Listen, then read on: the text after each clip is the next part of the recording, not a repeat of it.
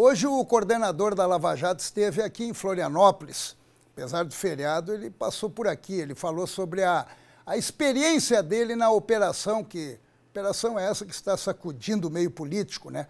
Citou números impressionantes da corrupção no Brasil, impressionantes e repugnantes, né? E disse que não adianta só esperar pelos resultados da Lava Jato, não, porque todos nós somos responsáveis pelos rumos do Brasil. E você? O que você tem a dizer sobre a corrupção? Dar dinheiro ou receber benefícios em troca de vantagens.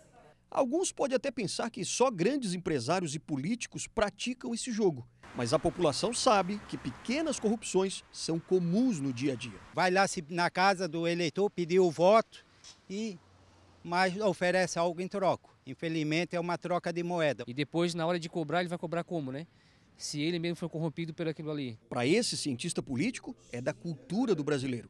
Desde aumentar o volume acima do tom, de eu furar a fila, de eu querer ter uma vantagem no acostamento, quando tem um engarrafamento, uma série de exemplos cotidianos que o próprio Ministério Público em Santa Catarina lançou, ou seja, o que eu tenho a ver com a corrupção. Então eu não posso necessariamente falar mal da classe política, quando na verdade, na prática cotidiana, eu faço coisas que podem ser condenáveis. Como o assunto está em alta, o coordenador da Lava Jato, Deltan Dallagnol, participou de um evento na área da saúde em Florianópolis, falando sobre corrupção e ética nos negócios.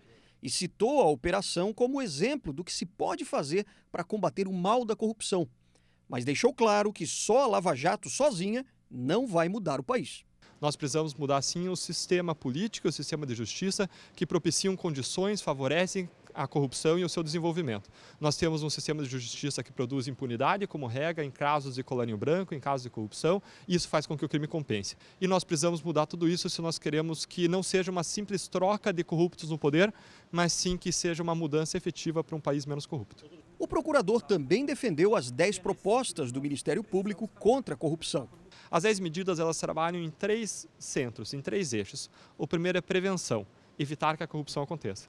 O segundo é diminuir o índice de impunidade, para fazer com que o crime de corrupção não compense do ponto de vista de pena pessoal para a pessoa. O terceiro eixo é fazer com que o crime não compense financeiramente, trazer instrumentos para recuperar o dinheiro desviado. E ainda deu um recado para a população. A Lava Jato faz diagnóstico, ela não faz tratamento. A Lava Jato revela o que aconteceu, mas assim como quando você vai no médico e você descobre que você tem uma doença, você precisa tomar um remédio, agora a sociedade brasileira precisa tomar um remédio.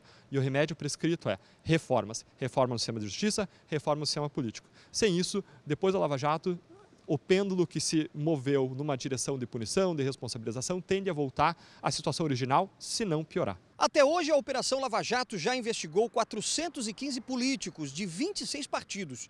Segundo o levantamento divulgado pelo procurador Deltan Dallagnol, a corrupção no Brasil chega a desviar por ano 200 bilhões de reais. Isso equivale ao triplo do que é investido em saúde pública no país. Em 97% dos casos, corruptos e corruptores nunca são punidos. Para o professor Eduardo Guerrini, a Lava Jato é uma inspiração para uma nova cultura. Essa mudança cultural significa que o brasileiro está mais atento e que é uma sociedade melhor. A Operação Lava Jato só trouxe à tona a sujeira, a bandalheira que é esta república dirigida por canalhas e ladrões. Canalhas e ladrões. E apareceu a urna eletrônica ali, né? Ali vai ser o momento em que a gente vai julgar tudo isso.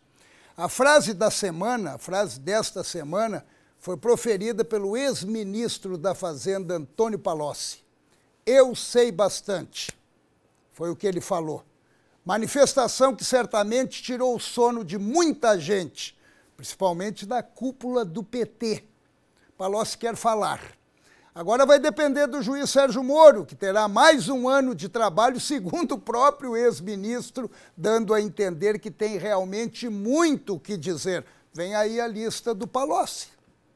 A prisão dele alcançou certamente a meta do juiz Moro, que de forma cirúrgica e paciente começa a fechar o cerco a um dos esquemas mais abrangentes da corrupção no Brasil, que sempre existiu, e que mexe com tudo que é político, de tudo que é sigla, mas tomou proporções assustadoras durante o império petista do monarca Lula, que além de não saber nunca de nada, para ele agora todo mundo está mentindo.